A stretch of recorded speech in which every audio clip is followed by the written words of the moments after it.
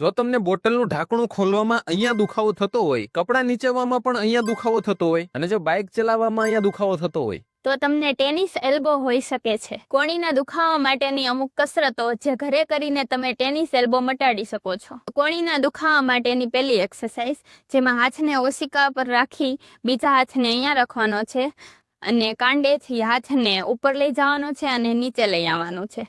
પછી હાથને સાઈડમાં રાખવાનો છે અને આવી જ રીતે ઉપર લઈ જવાનું છે અને નીચે લઈ આવવાનો છે.